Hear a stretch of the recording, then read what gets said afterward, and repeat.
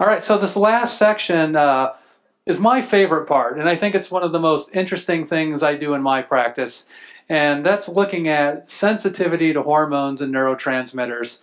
And if you're like me, you were never taught in school about any of this. And when you talk to more conventionally trained practitioners, they'll probably look at you like three heads when you talk about this, but we'll find that this is a very real problem for a lot of people. So when you think about having sensitivity to something that your body makes, you know, in essence, what we're really talking about is autoimmunity, right? I mean, something has happened in your immune system that has started to identify something that's part of you. And in this case, we're not talking about connective tissue, but we're talking about a molecule that your body makes, be it a hormone or neurotransmitter. And, you know, there's three primary mechanisms by which autoimmunity occurs. Molecular sequestration, this is where you get an antigen or allergen that gets caught in a part of the body that's very rich in immune cells, for example, like the eye. Molecular mimicry is when you've got a microbe that has proteins on it, primarily, that mimic something that's on our own connective tissue, so the immune system gets confused. And then there's also a concept of altered proteoglycans, that something on the antigen has altered its proteoglycan molecule so that our immune system again starts to identify it as self. The end result is still the same, is that the immune system starts to attack your own tissue. However, there's little recognition that autoimmunity affects these smaller molecules such as hormones and neurotransmitters. What's really interesting, though, when you go into the medical literature, I gave you just a few articles I came across, but you'll actually find there's quite a few articles that describe antibodies against our internal molecules. So this really isn't fringe medicine at all. It's actually pretty well documented. Of course, we all know in diabetes, that the body can attack insulin. There's evidence that depression can be caused by autoimmunity against 5-HTP, 5-hydroxytryptophan, which is a precursor to serotonin. In dermatitis, we've seen reactions against progesterone. And even in Sydenham's chorea, there's reactivity against dopamine receptors. And I've given you the references here. And what I find clinically is that you can see reactivity to any and or all of these different molecules. The ones that I test for and treat most often, I've listed here: acetylcholine, dopamine, epinephrine, norepinephrine, GABA, melatonin, serotonin, cortisol. I actually test for the three fractions of estrogen, E1, E2, E3, insulin, progesterone, testosterone, and even T3 and T4. And if you think about it in your own patient population, have you ever had someone that took a medicine and had the opposite reaction, or took a vitamin, had the opposite reaction? I've seen a ton of people that take something like 5-HTP because they're not sleeping well. They take melatonin, they come back and say, oh my God, what did you do to me? I had the worst sleep. You told me this was supposed to help me with my sleep. And they're upset with you, and you're kind of there scratching your head. Well, that's almost a dead giveaway that they're having some element of reactivity to the molecule you gave them. Like, if you're allergic to ragweed and I shove ragweed in your face, you're going to sneeze. It's no different if you're sensitive to melatonin and I just gave you, 5 milligrams of melatonin at bedtime. I would expect that you're going to react. So we'll see this, in various substances, whether it's a medication or even a nutritional supplement. I've also seen this a lot with thyroid medicine. You put someone on, Synthroid, which is, T4, and they get worse. It doesn't make any biochemical sense. This is supposed to make you better. But if they have a T4 sensitivity, it makes a lot of sense. So think about this as you're going through your patient history. When they start complaining they have a paradoxical reaction to whatever you've given them, that's a pretty clear indicator that they might be having a sensitivity. And then you can go forward and start testing them and find out if they truly have some sort of immune reaction. So I gave you just a short list of some of the clinical conditions I've seen in my own practice and the association with the autoimmunity to these various molecules. So with acetylcholine, I've seen it in patients with asthma, Lyme disease, and depression. Dopamine sensitivity I've seen in children with ADD, insomnia, and a lot of my autistic kids.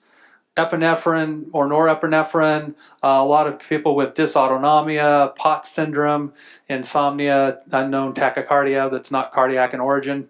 Melatonin, again, with insomnia and depression. Serotonin, I've seen sensitivities with depression. I don't have his case in here, I don't believe, but I'll just very quickly. I had a patient, he was in his mid-40s, who had a 20-plus year history of depression. I tested him and treated him for serotonin. 2 days into serotonin sublingual immunotherapy, his depression completely lifted. And this is a guy who'd been on every SSRI, SNRI, you name it, and nothing ever helped him. And it was really because this constant immune reaction to serotonin was obviously interfering with his mood. So that was really a great case. Cortisol, I've seen it with chronic fatigue, fibromyalgia, Lyme disease, endometriosis. Estrogens, mostly estradiol sensitivity, PMS, memory problems, endometriosis. Progesterone is very common in my practice. Women with PMS, I've seen it with a lot of women who have infertility or recurrent miscarriage, depression, endometriosis, dysmenorrhea, PCOS, and testosterone in chronic fatigue, polycystic ovarian syndrome, and dysmenorrhea. So the first case I'm going to present, this is a 39-year-old female. She had a history of recurrent miscarriage ×3. And interestingly, her husband also had a lot of hormone problems. He was hypothyroid and actually had low testosterone. So they've been working with a reproductive endocrinologist that basically told them between what she was experiencing, what he was experiencing, it was going to be very difficult for them to get pregnant. So they decided to use an egg donor and went through an IVF cycle. So their first IVF cycle was not successful. They did a second cycle 3 months later, and she had a positive pregnancy test. So the RE recommended that she start injectable progesterone in oil, 100 milligrams daily subcutaneous, to help maintain the pregnancy. Within 3 days of starting the injectable progesterone, she started developing a macular rash across her abdomen, and it just kept spreading out towards her extremities. So she called the RE, and he said, well, keep taking the progesterone. You need it to maintain the pregnancy, and just take some Benadryl, it'll be fine. So she started taking Benadryl, and of course, the rash didn't improve and indeed was getting worse. So she came to see me, and I was fortunate that I had seen this before in other women, so I knew she was reacting to the progesterone. So I tested her for progesterone, and she reacted at a number 6. So I started her on sublingual immunotherapy, 1 drop 3 times a day under her tongue.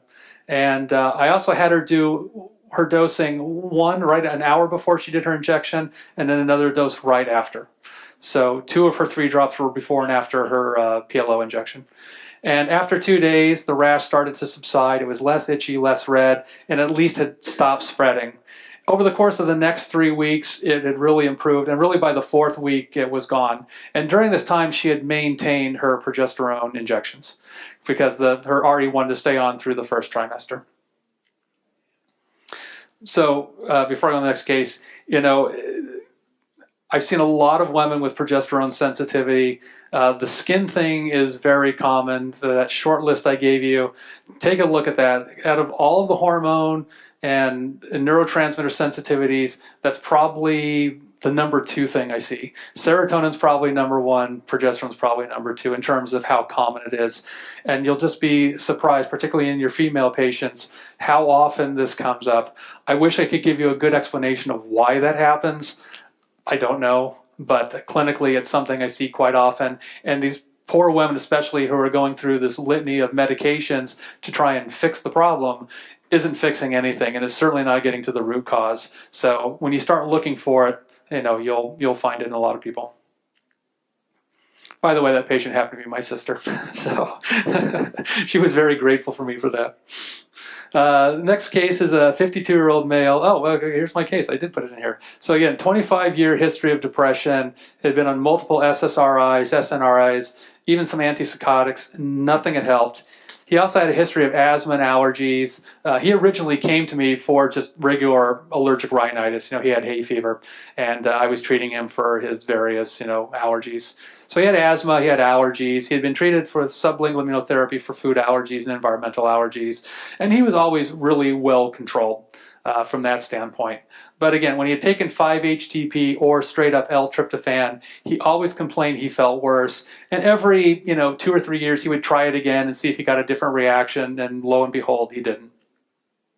He'd also tried lithium orotate, S-adenosylmethionine, St. John's wort, rubidium, rhodiola. All of these have good research on helping with mild to moderate depression, but again, it didn't really help him. So I tested all of his neurotransmitters. He was reactive to serotonin at 6 and acetylcholine at number 5. Again, I started him on 1 drop 3 times per day underneath the tongue. And he called me 2 days later, and he was just a new man. Depression had completely lifted. And he stayed on the slip for about 1.5 years. He was used to work at NBC, and he and his wife retired and moved to Maine, so I didn't see him on a more regular basis. And when he moved, just things got lost in the shuffle, and so he stopped using his drops. But I heard from him about 6 years afterwards. He just sent me an email randomly and just said he felt great. The depression had never returned, and he never saw the reason to go back doing the slit because he didn't need it. So it was pretty amazing. This is a 4-year-old male. I work with a lot of autistic kids in my practice. This child was diagnosed with autism at 22 months, was a very colicky baby from birth, no complications during pregnancy or delivery, born a normal spontaneous vaginal delivery. This child was exclusively breastfed for 6 months and then started on solids and took solids well.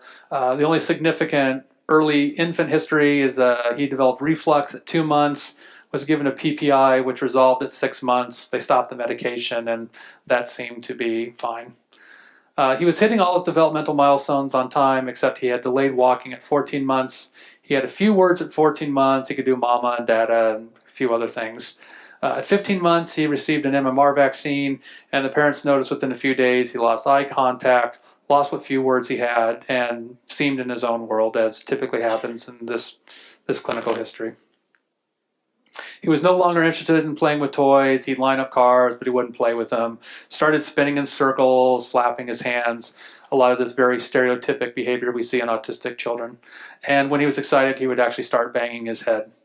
And that's always the biggest concern I have when you see the children who are very self-injurious. Of course, it's very disconcerting for the parents and very dangerous for the child. He was no longer sleeping well, wakes frequently in the night. He had early intervention come in, and they started him on the typical behavioral therapy, ABA, speech therapy, occupational, and physical therapy. And, he was doing a little bit better with these therapies, but he still had a lot of the stereotypic behaviors. He still had speech delay, and he just wasn't sleeping well. So I tested him for food phenolic sensitivities and neurotransmitter sensitivities, and he reacted to the 3 food-related phenolics, one called Malvin. Piperin I mentioned earlier. So Piperin's very big in the nightshades. Malvin is a red-purple pigment. And Malvin I find in 95% of kids with autism. And Malvin seems to have this disposition to the brain. Again, I don't know why. Piperin has a disposition to connective tissue. And tyramine, you've heard of tyramine, right? This is one you probably learned. Tyramine is often associated with headaches, particularly migraines. So most neurologists are taught somewhere along the line, if you have a patient with persistent migraines, put them on a tyramine-free diet. And tyramine's found mostly in 4 foods. It's in bananas, chocolate, aged cheese, and red wine. It's also in foods that are highly fermented, so that's why the red wine's a big deal. He also tested sensitive to serotonin at a 5 and dopamine at a 6. So I started 1 drop twice a day under his tongue, and we followed some dietary restrictions of avoiding his food sensitivities. 1 month, he was starting to calm down a little bit. He wasn't banging his head as much, less of the stereotypic behavior, but really no change in eye contact. Sleep had mildly improved, but was still waking a couple times a night. But at least he was able to put himself back to bed. I didn't mention the first part, but he would get out of bed and then go in his parents' room and be disruptive in the night. No change in his expressive language, but parents felt like he was a little bit more aware of his surroundings. So we increased his slit to 1 drop 3 times a day under his tongue. I added L-theanine, fish oil, CoQ10, and carnitine. A lot of autistic kids have mitochondrial dysfunction, so it's not uncommon. We give them, nutrients that support mitochondrial function, and often that does help improve their development and motor function. At 2-month follow-up, he was still more calm, was banging his head much, much less, again, less stereotypic behavior, still no change in eye contact. His sleep was better. Now he was only waking up a couple times a week versus, a couple times a night. He seemed happier when he woke up in the morning. He was starting to imitate more words in his speech therapy sessions. His awareness was better, and he finally started responding to one-step commands. Again, we increased his slit. Actually, I changed his endpoints. I apologize. I missed that slide up. So I changed his endpoints on his food immunotherapy, and we continued with his other supplements. So at his 3-month follow-up, again, still more calm, rarely banging his head, but now his eye contact was finally starting to get a little bit better. His sleep continued to improve, and now he wasn't waking up in the night anymore. His vocabulary was starting to increase, and he was able to start labeling some household items, and his parents said his awareness is better, and now he's responding to not just one-step, but two-step commands. So I retested him. His Malvin, piperine, tyramine had dropped from 6 down to 5. Serotonin dropped down to 4.5. Dopamine dropped down to 5. So as those numbers go down, we know that his immune tolerance is getting better because the strength of the drops increase, right? And we continue with his supplements as before. At his 4-month follow-up, he was really happy. He was really calm. When he came in the office, he actually made eye contact with me, which had never really happened. He's now sleeping well. His language is continuing to improve. He even said his first 2-word sentence. So, in the autism world, parents are thrilled every time there's just a tiny bit of improvement in their kids. So that's always exciting to see. Again, we saw a change in his food endpoints. His serotonin, dopamine had also changed slightly. At 6 months, again, very happy, very calm. His language continues to grow. He's sleeping well. I didn't put on the slide, but he hadn't banged his head at all. The head banging actually stopped completely at this point. And again, his food endpoints continue to drop, which means his immune tolerance is continuing to get better. His serotonin dropped down to 4, dopamine dropped down to 4.5. So we're seeing improvements in his immune system along the way with each of these markers. You'll find if you ever get into treat hormones and neurotransmitters, they change slowly. It makes sense because, food you can control. You can't control dopamine and serotonin. They're part of you. So you're not going to see the same stepwise regression that you're going to see when you're treating food sensitivities. And I see the same thing when we're treating mold and pollen. So the more exposure you have to something, it just is a little bit slower to get to the point where you can completely desensitize someone. But again, clinically, you can see improvement in a much shorter period of time. At his 9-month follow-up, things were actually going really, really well. Sleeping well, his language is really growing. He now knows his colors, he can name animals, he can make animal noises. His food endpoints had dropped down to a 2, serotonin's down to 3, dopamine's down to 3.5. We're still sticking with the supplements. For me, with nutritional supplements, if I'm seeing improvement, no matter what I've given, if it ain't broke, don't fix it. So I don't see the need to sometimes start adding in a bunch of stuff as long as we're seeing nice improvement. And certainly with kids, I go with the less is more approach. It's hard to get supplements into kids. So if you find a nice cocktail that's working well for them, then stay with it. So this kid is now, I think he's now 9 or 10 years old. And he's actually doing really well. He's in a mainstream school. He still has an aide, but he's conversational. You can talk with him. He still has some autistic tendencies, but the fact that he has friends, he can be in school, he can learn. This has just been huge for his family. This is this is the same kid. I'm sorry. So at this point, I'm sorry. Yeah, He's now 5. This is an 18-month follow-up. Again, he's doing really well. And again, his language is great. He's conversational with adults. Still has some difficulty with peers. He finished all his food desensitization. His serotonin and dopamine were down to 2. But again, he was doing really, really well. And then when he turned 6, this is now 30 months. Again, he was in first grade with an aide, doing well. Physically well, no complaints. What I find with a lot of my autistic kids when they recover is they're still a little quirky. They still have those little things that, if you with them long enough, you can kind of point out. But again, still can able to function in society and do really well. And the serotonin and dopamine dropped out after about 2.5 years. Since then, again, I don't really see them much anymore, but I have retested them over time just to see if the sensitivity ever came back, and it cleared out and it did not come back. SH is a 48-year-old, thin, frail-appearing Caucasian female who presented with complaints of severe food inhalant and chemical sensitivity that created incapacitation and permanent disability. Previous treatment included prick puncture testing, which had caused her life-threatening reactions. She'd seen 2 environmental centers providing nutrients and neutralization therapy, which provided temporarily partial relief, which could not be stabilized, and then had seen an environmental doctor who began EPD. This improved symptoms caused by inhalant allergens and chemicals. However, previous tolerated foods now cause severe reactions, while others which caused severe reactions now cause moderate symptoms. Diet had become quite limited, including only rotation of brown rice, olive oil, turkey, chicken, garlic, onions, and some green vegetables.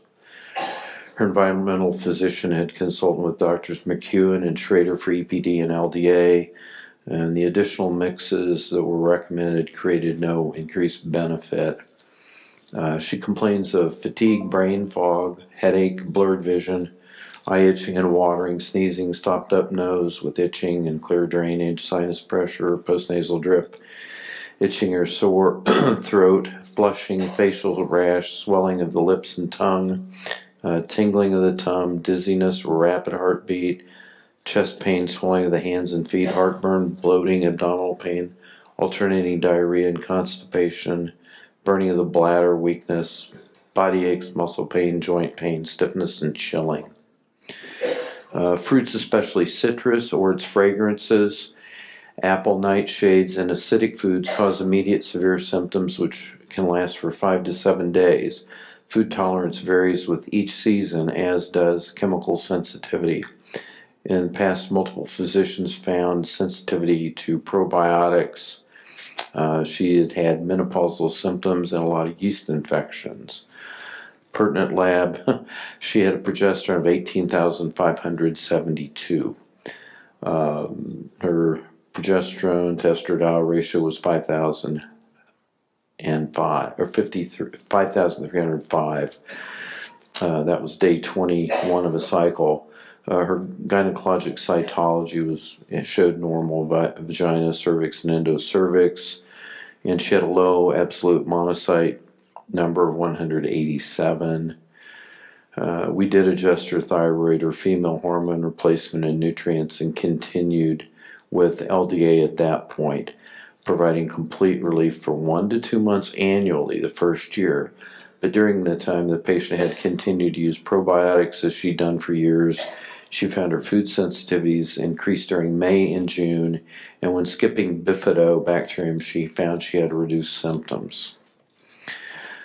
She was instructed to remove the contents of the probiotics from a vegan cap, which reduced but did not clear her symptoms. It was probably a vegan capsule made from pine resins. She had treated for bifidobacterium in the past, requested PN. In May of 2004, we used sublingual provocation neutralization, a tenth of the number 1, induced fatigue, spaciness, chest heaviness, and tightness with the number 2 dilution. SH improved, however had incomplete relief. With the number 3 dilution, symptoms recurred, and then we backed off and did a fractional dose of 0.15 of a cc of the number 2 dilution. She came in and reported increased symptoms of chest tightness, heart skipping beats, full sinuses, sneezing, eye burning, feeling hot, itching, and flushing when outdoors since grass season had started. This was in late May with that follow-up. What we did was tested a grass mixture with intracutaneous provocation neutralization. The first dilution induced brain fog, skipped and rapid heartbeats, and headache. Symptoms improved through the number 7 dilution, and the number 8 dilution increased brain fog and fatigue. A repeat of a 7 dilution provided incomplete relief, and with an additional 0.05 of a cc of the number 7, the symptoms cleared.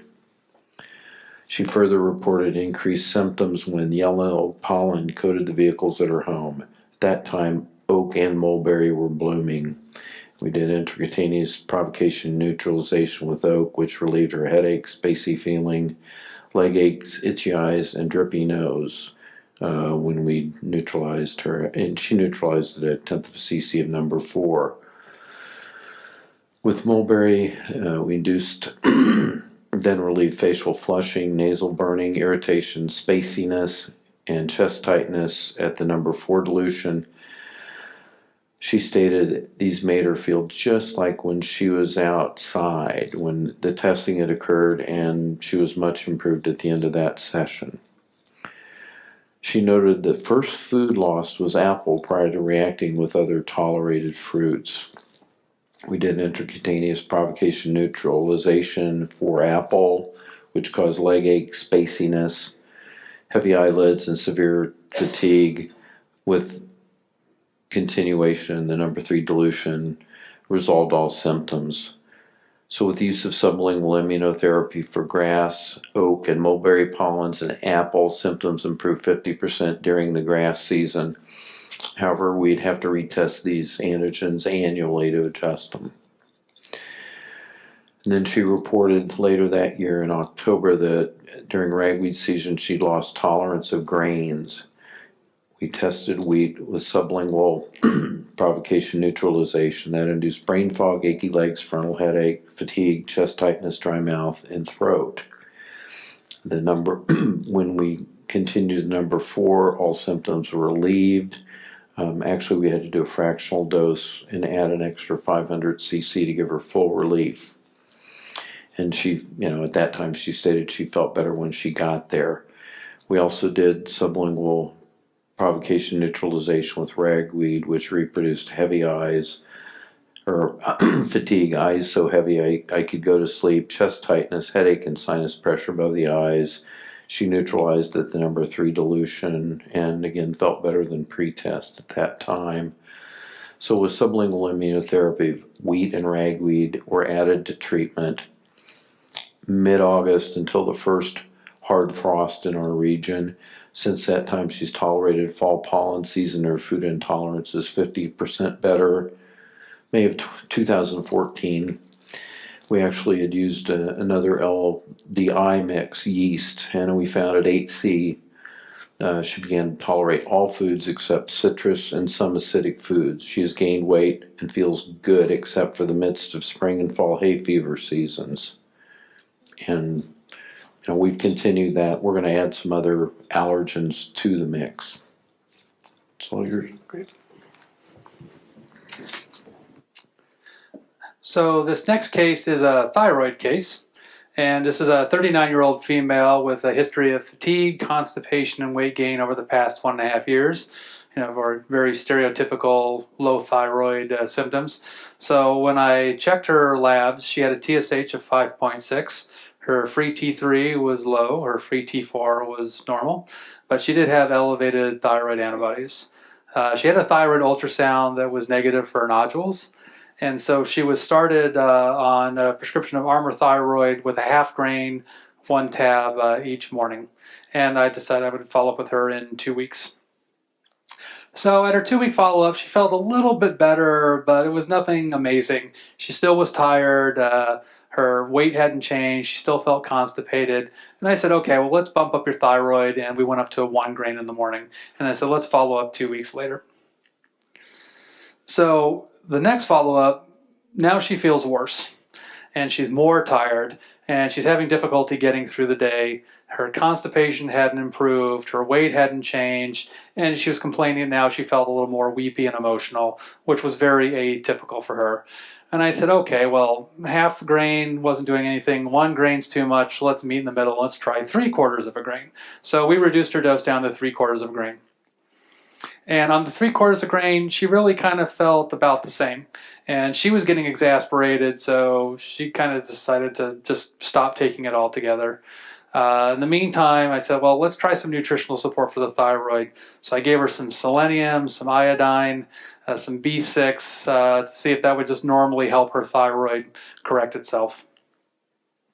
It didn't really do any difference. She didn't feel any better. She was getting very frustrated. So I decided to test her for some hormone sensitivity. So I tested her for cortisol, T3, and T4. She was reactive to T3 at an 8, and reactive to T4 at a 6, and her cortisol was negative. So I started her on sublingual immunotherapy, 1 drop 3 times a day of the T3 and the T4. At her 3-week follow-up, her energy was a little bit better. She was starting to have better bowel movements, was less constipated, but her weight hadn't changed. She also said that her skin feels better, which is funny because now patients they tell you about things in their follow-ups that they never told you about originally. So she never complained about her skin before, but she noted that, oh, my skin feels much better. Okay, great. So we went and continued with the immunotherapy, and I started adding back in some of the nutritional support that she had just stopped because she was frustrated. I said, look, it's not going to hurt you. It'll probably help. So let's add it back in.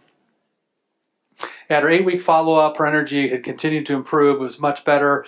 Now she was having regular daily bowel movements. Her weight finally started to drop by about 3 pounds. Her skin was doing well. So we continued with the immunotherapy, still had her do the nutritional support, and I went ahead and rechecked her thyroid function.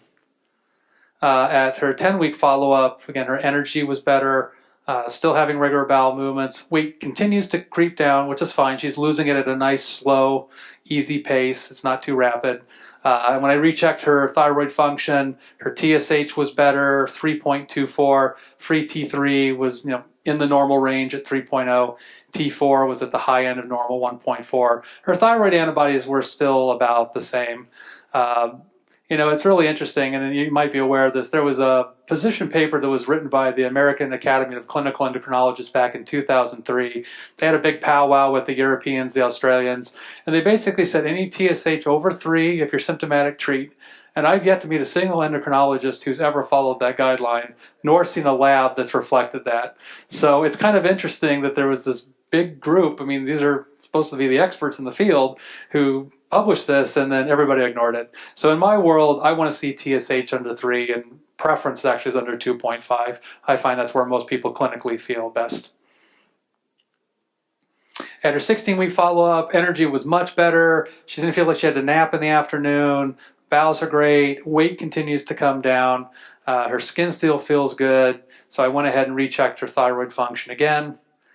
And at her follow-up test, now her TSH is 2.56, T3 was 3.4, T4 was 1.2. Thyroid antibodies came down a little bit, but clinically she's feeling much better, and we're seeing improvements in her thyroid function. I followed her now for about 3 years. Her thyroid functions remain normal. She feels well. Her thyroid antibodies are still positive. When I first started practice, I used to test thyroid antibodies more frequently. I kind of stopped doing that because I would see this up and down, up and down. I think there's so many other variables that influence thyroid antibody production that I will usually check it now annually instead of more frequently. It's kind of personal preference. And I've kind of found that, there's probably still some gut stuff we haven't completely addressed that's stimulating those autoantibodies. But clinically, she feels pretty good, and that's still pretty marked improvement. So, I think her case, demonstrates, armor thyroid, which of course is, T4 and T3. She's sensitive to both. So, she probably would have been better if I had just given her Synthroid. At least it'd been half the sensitivity. But this is the kind of experience you're going to get from patients, is that when you give them something that's very well indicated and intended, and they have the wrong reaction, there's a good indication that they're sensitive, and that was her case. So that's all the cases we have for today. I know we're a little early, but we didn't get much chance for questions earlier, so I'd love if there's any questions to help answer those. Yes? The most common side effect that I see where women can't tolerate progesterone is they will act like, and I've heard of this, like a cortisol steal, so that they will get agitated, they will retain fluid, they will start putting weight on around their waist. Yes. And that kind of makes sense to me since it's an upstream hormone and maybe somehow it's being made into cortisol. Is that also a sign of progesterone intolerance? Because I have to stop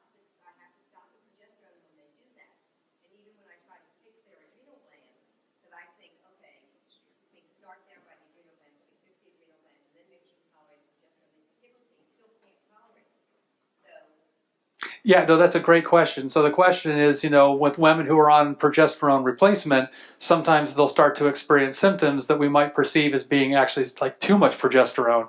You can start getting some of the weepiness, the breast tenderness, the weight gain, the bloating, and so forth.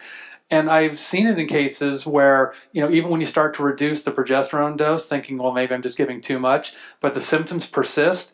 If it's a dose dependent sort of, too much reaction, you would expect as you lower the dose that those symptoms would abate. And what you find when it's a progesterone sensitivity, it doesn't matter how much progesterone they have. Even at the smaller doses, you'll still see that same kind of reactivity. So if you start dropping their dose down and clinically they're not getting better, I would be very suspicious that they're actually having a reaction to the hormone. Where do you get your progesterone from test? So what you can do is you can have any of your favorite compounding pharmacy make a 1% progesterone aqueous solution. And that's sort of your mother tincture, so to speak. And then you can use that to run up your serial 1 to 5 dilutions to test from.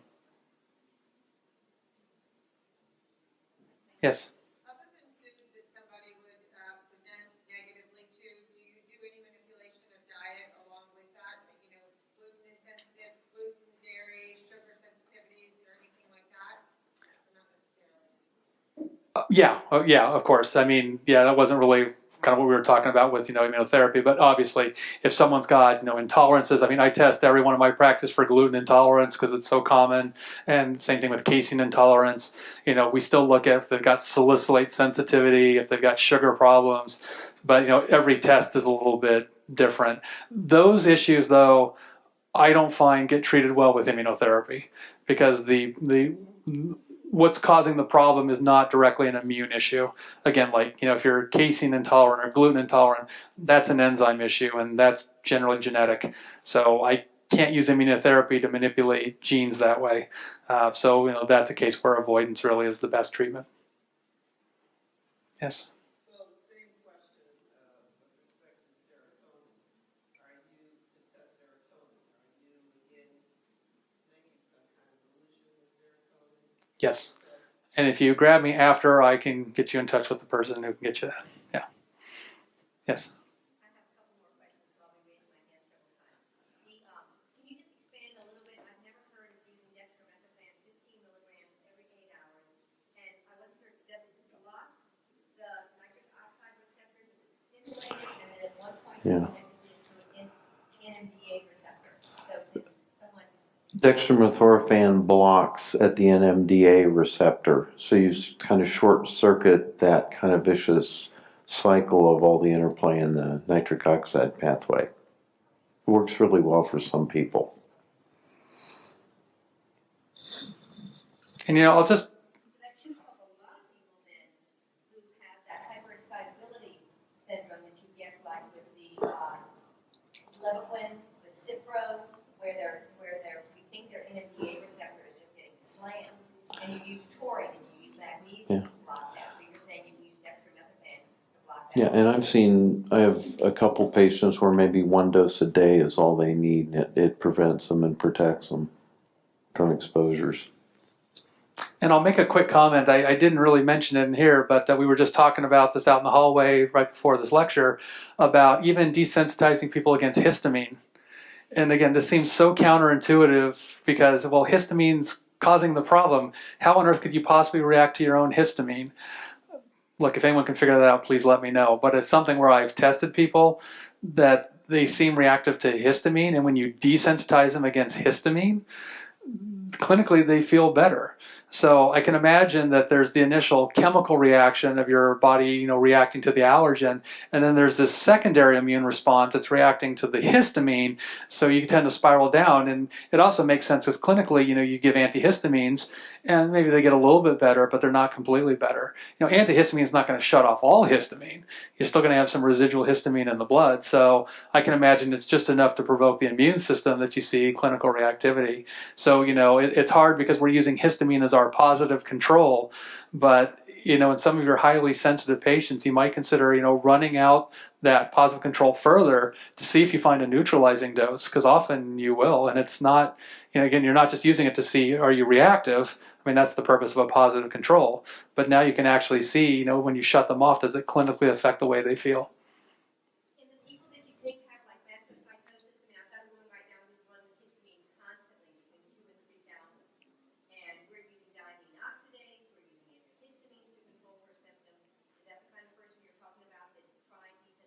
Yeah, people with reactive mastocytosis, people with eosinophilic esophagitis. I've seen them respond well to histamine. My best case of histamine is actually a little girl who had head to toe eczema. She was born with eczema. One of the few cases I've seen came right out of the chute, just covered in lesions. And it took 2 years or longer to completely desensitize her because she had, came out sensitive to a ton of stuff. And after 2 years, her skin finally cleared up, but she reacted very well to the histamine. Yes. Is it okay to use the sublingual allergy drops, the LDA or LDI? You did a time or two. Yeah, I have done it occasionally. Yeah. And it's probably immunotherapy blasphemy, but I think LDA and sublingual are working on a different mechanism, in my opinion. So I have had some patients where they've been getting the LDA for inhalants and they're not getting good control. And I said, I'll do the mold or I'll do the dust separately as sublingual immunotherapy for a specific allergen to give them better control. You probably use the allergy drops for inhalers and then LDA for inhalers too. I typically do it the other way around. If I've given them LDA and they're not getting good control, then I might add in a sublingual for specific. I wouldn't treat all of their inhalant allergies with sublingual, but if there was a specific allergen I thought was still bothering them, probably the ones I've used most are dust and mold. Yeah, I agree. The other thing though is me being lazy. I've had some patients where you're in a primary pollen season like in the fall, and I've allowed them to use if they were having good control with sublingual, then allow them to take it just as needed when they're symptomatic. You wouldn't continue it on a regular basis, but whenever they have symptoms, you can give them one treatment of that, and it usually clears them very quickly. Sublingual, when you're not really to the point where LDA is being effective for long periods of time, because you have about an 8-week window, maybe a 7-week window. When a therapy only benefits them 2 to 3 weeks, they're not real happy. So you can add that back in. Yeah, and with the LDI, I've done LDI with LDA and LDI with slit therapy, so that's compatible with both.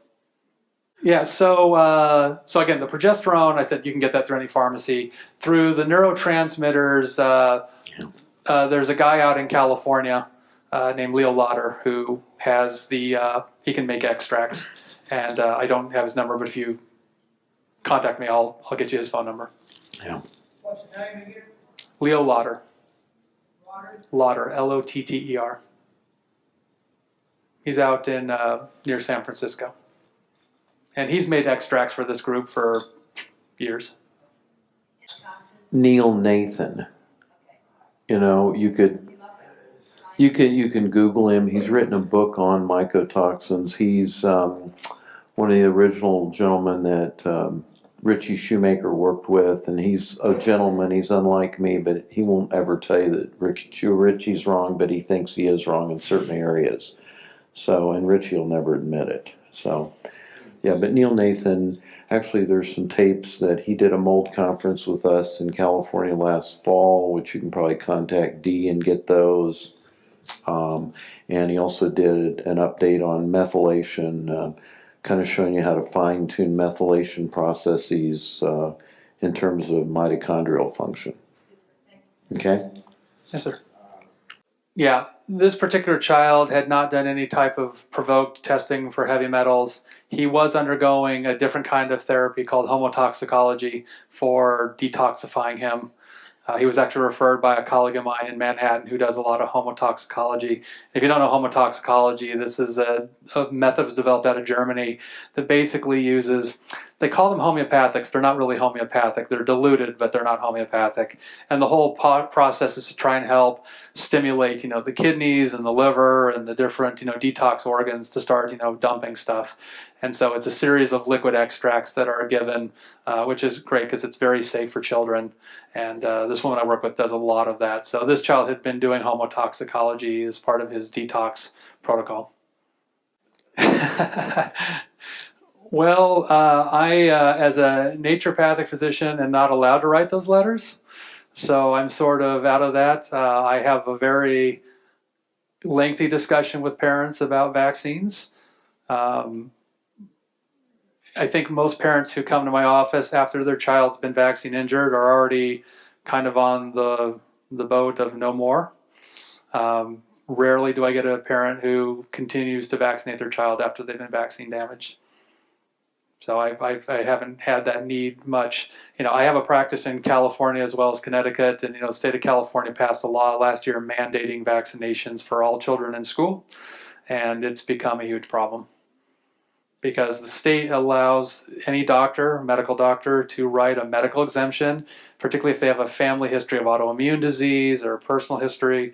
And there are some loopholes, but what I understand is happening is that a lot of these doctors, they're getting turned into the state of their medical board for writing these exemptions. So it's become a very tough area for a lot of families who don't want to vaccinate their children and still have them in school. So I have a lot of families now that are choosing to homeschool their kids. That's the only out right now in California anyway. Yeah, if you want to determine someone sensitive to like T3 or T4, yeah, we test them, skin test them. And again, T3, T4, you can get a compounding pharmacy to give you pure T3 and pure T4 in a 1% solution, and you just use that to run it up. Yeah, seborrheic dermatitis, yeah, I've kind of had mixed results with that. Where eczema is almost always related to food and or mold, seborrheic dermatitis has been different stuff. Some people responded well to the TCE mix, trichophyton, epidermophyton, in addition to candida. Actually, I've probably had better success of giving them hydrochloric acid. I find a lot of it seems to be more gut related than perhaps immune related. So I do a hydrochloric acid challenge with my patients with seborrheic dermatitis, and the majority of them tend to respond well to that. And with the TOE antigens or TCE, you can have dermatophytid reactions where you have an infection active on a nail bed or on the skin, and then you'll actually get a remote reaction in the skin, and that many times will clear with treating them with antifungals, and some of them, also indeed take treatment with a lower dose of those dermatophytid organisms than you would use with immunotherapy.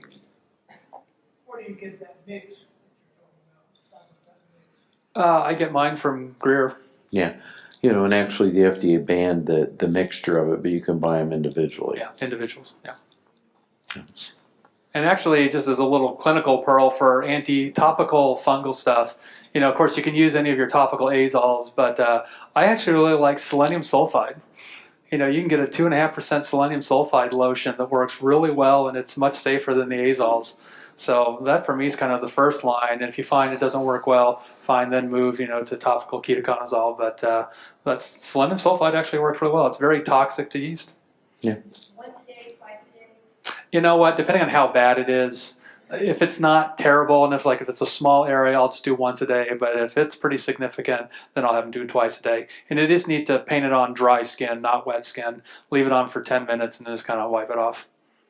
Yeah. Is that from a compounding pharmacy too? No, you can get that at any regular pharmacy. It's a regular prescription. Get it at CVS, Walgreens. Yeah.